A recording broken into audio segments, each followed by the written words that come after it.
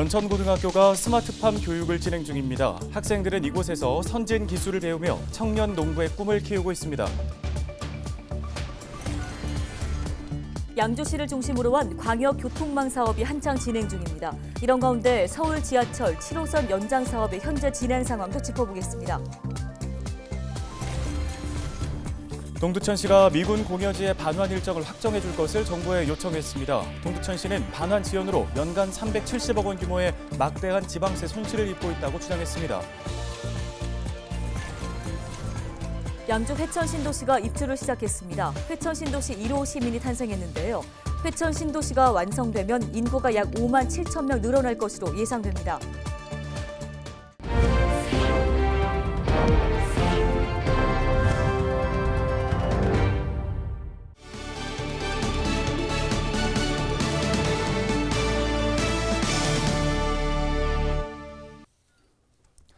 여러분 안녕하십니까? 헬로티비 뉴스입니다.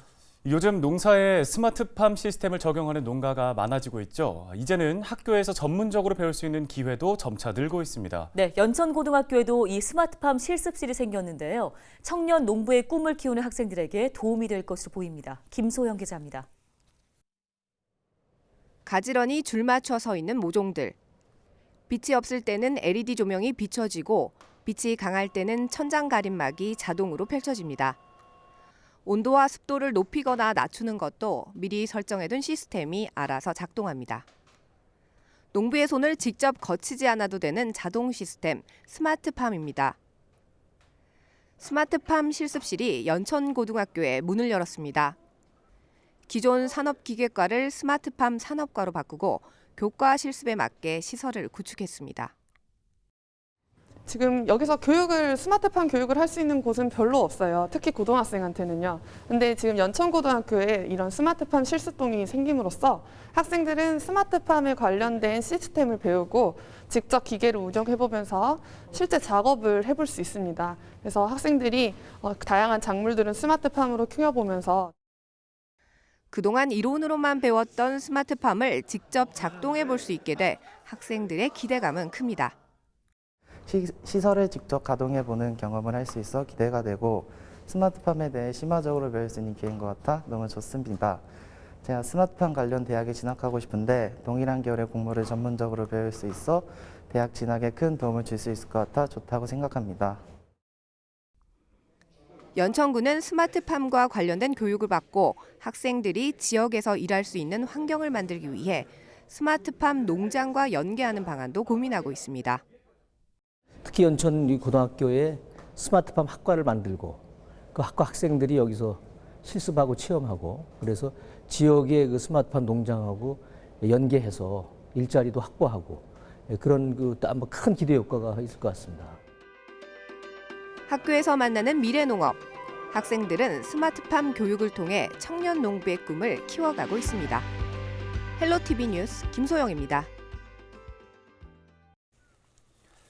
동두천시가 반환 시기가 명확하지 않은 미군 공여지에 대해 반환 일정을 확정해달라고 정부에 요구했습니다.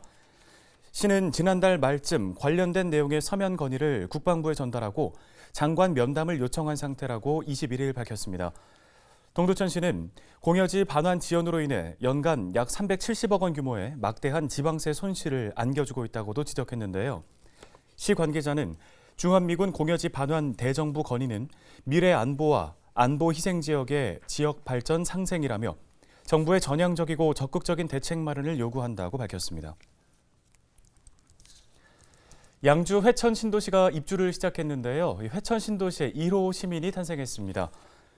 양주시는 지난 20일 회천 신도시 첫 전입자를 위한 축하 이벤트를 열었는데요. 회천 이동 행정복지센터는 회천 신도시 첫 번째 전입 신고자에게 전입 안내물 등을 담은 상품을 전달했습니다. 회천 이동은 계획된 회천 신도시 주택 건설 사업을 완료하면 인구가 약 5만 7천 명 늘 것으로 예상했습니다.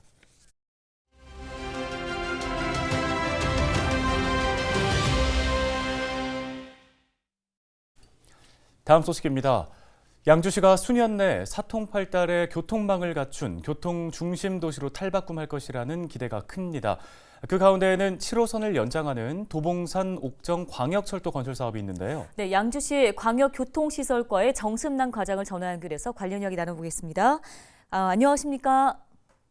네, 안녕하십니까. 양주시청 광역교통시설과장 정순남입니다. 예, 과장님. 먼저 7호선 연장 사업 어떻게 진행되고 있는지 궁금한데요. 공정이 어느 정도 이루어졌나요? 1구간과 2구간을 나눠서 하고 있습니다. 1구간은 도봉산에서 옥정까지 하고 있는 건설 사업은 백사역과 환기구 등 굴착 공사가 추진되고 있으며 26년 준공을 목표로 적기에 잘 진행되고 있습니다. 이 구간은 옥정 포천 구간으로 지난 10월에 기본 계획이 승인되었으며 경기도에서 내년 초에 턴키 발주가 예정되어 있습니다. 입찰이 성공적으로 이뤄진다면 24년 내에 착공하여 29년 준공될 예정입니다. 네, 철도 사업과 함께 환승센터 등의 서비스 확충에도 기대가 큰데요. 계획 어떻게 세우고 계십니까? 우리 양주시에서 가장 많이 이용하는 양주역에 대한 환승센터는 현재 실시 설계 용역 중으로 내년 말 설계를 완료하고 공사를 착공하여 25년도에는 준공을 목표로 사업을 추진 중에 있습니다. 아울러서 GTX-C 노선이 개통되는 2028년 시기에 맞춰 덕정역 환승센터가 신축될 수 있도록 현재 기본계획 용역을 진행하고 있습니다. 우리 시에서는 시민들의 대중교통 이용에 불편이 없도록 적기에 시민들의 편의시설이 개통될 수 있도록 최선을 다하겠습니다. 네, 경원선 전철과 국도 3호선 대체 우회도로 개통에 이어서 2개의 고속도로 그리고 7호선 연장 사업까지 양주 시민들의 기대가 큰데요. 대형 교통 인프라 확충 사업은 비단 교통 편의 외에도 양주시에 여러 가지 기대 효과를 가져올 것으로 보고 있습니다. 어떻게 보시는지요? 양주시는 서울을 비롯해 경기 남부, 인천, 공항 등 수도권 어디로든지 쉽게 빠르게 이동할 수 있는 진정한 경기 북부 지역의 교통 요지로 거듭날 것으로 저희는 생각하고 있습니다. 이에 따라 인구도 자연스럽게 유입되면서 양주시는 인구, 경제, 산업 등 각종 분야의 발전을 통한 명실상부한 경기 북부 중심 도시로서의 도약을 할 것입니다.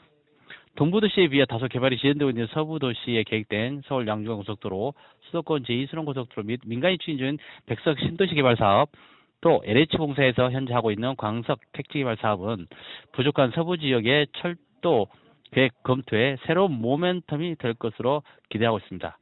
우리 양주시 전역이 광역교통 중심지로 거듭나면 물론 지역 균형 발전에도 크게 기여할 것입니다. 저희 양주시가 빠른 시일 안에 교통 중심 도시가 될 수 있도록 최선을 다하겠습니다. 네, 말씀 여기까지 듣겠습니다. 양주시 정승남 과장이었습니다.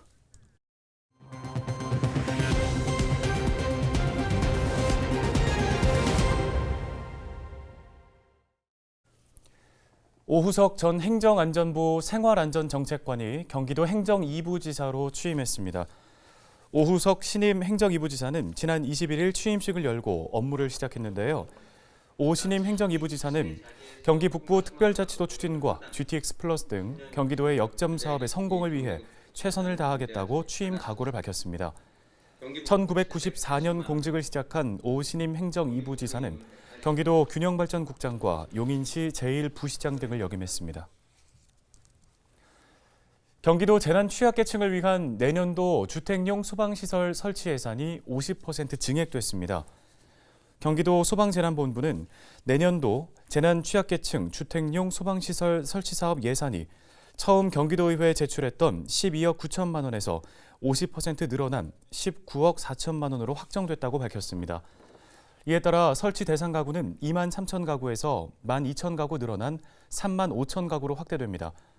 재난 취약계층 주택용 소방시설 설치 사업은 2009년부터 기초생활보장수급자, 차상위 계층, 장애인과 홀몸 어르신 등 주택에 거주하는 재난 취약계층 33만 4천 가구에 소화기와 주택용 화재 경보기를 설치하는 사업인데요. 이달 말 현재 29만 가구의 설치를 마쳐 설치율 82%를 기록하고 있습니다. 다음 소식입니다. 미국산 쌀을 국내산으로 속이거나 유통기한이 지난 제품을 보관한 수입 양국 업체들이 무더기로 경기도에 적발됐습니다. 경기도 민생특별사법경찰단은 지난달 21일부터 지난 9일까지 수입 양곡업체 353곳을 단속한 결과 50곳을 적발했다고 밝혔습니다.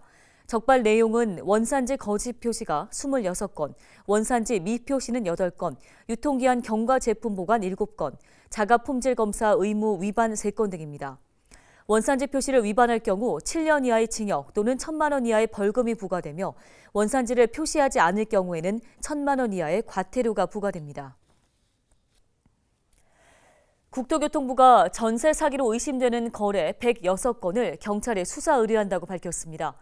전세 사기 의심 거래의 피해액은 171억 원 이상으로 추정되며 연령대별 피해자는 30대가 51%, 20대 18%로 조사됐습니다.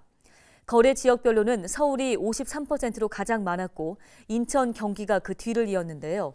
이번에 수사 의뢰하는 106건은 모두 무자본 갭 투자 유형인 것으로 파악됐습니다. 적발된 주요 사례는 자기 자본 없이 전세 보증금을 받아 잔금을 치른 뒤 빌라를 다수 매입해 보증금 반환이 어렵게 되자 빌라를 서류에만 존재하는 법인에 판 뒤 잠적하는 사례 등입니다. 최근에 주택 1,000여 채를 보유한 채 사망해 다수 임차인에게 피해를 끼친 이른바 빌라왕 관련 사례도 16건이 포함됐습니다. 국토부는 다른 피해 사례들도 조사가 마무리되는 대로 경찰에 추가 수사 의뢰할 계획입니다. 또 기존의 부동산 거래 분석 기획단을 부동산 소비자 보호 기획단으로 개편해 부동산 거래 전 단계에 대해서 모니터링과 단속을 강화할 계획이라고 밝혔습니다.